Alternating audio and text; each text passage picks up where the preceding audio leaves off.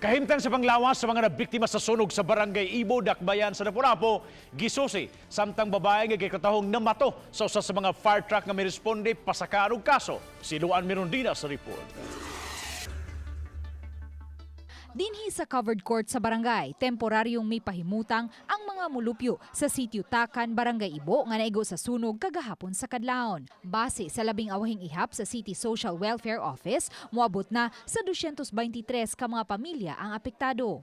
Matod ni Kapitan Mary Jane Kahilog nga labing gikinahanglan karon sa mga biktima ang inadlaw-adlaw nga kaon. Ang barangay mideklarar na og state of calamity apan matod sa kapitan, kuwangon ang ilang quick response fund sa gidaghanon sa mga nabiktima sa sunog. Although we have a budget for kana quick response fund, but dili kaigo kay we have more than 600 individuals, 623,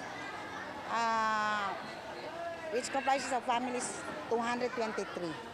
Si Lapu-Lapu City Mayor Jonard Ahongchan misaad nga muhatag usab og tabang pinansyal. I will give 100,000 for additional for the food, for the food for our fire victims. Sa Pikas Bahin, may mga kawani usab sa City Health nga misusi sa panglawas sa mga biktima sa sunog. Gawa sa libreng check-up na makuna usab sila kontra tipdas ug nang hatag og mga tambal. Sukad miigo ang sunog niadtong Domingo sa kadlawon, 31 na ka mga biktima sa sunog ang gipanghiling ang ilang panglawas tungod sa nagkadaiyang mga health problems.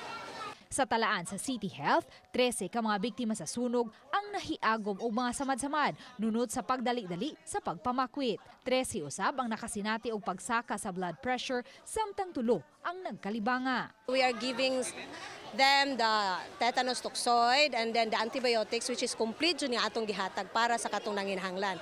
With regards pud sa ganang gipang ubo ma'am, napud tay mga antibiotics nga gihatag gikan sa gobyerno. Sa pagkakaron, padayon pang gisusi sa Lapu-Lapu City Fire District ang hinungdan sa sunog nga milamoy sa 105 ka mga panimay samtang tulo ka mga panimay usab ang partially burned.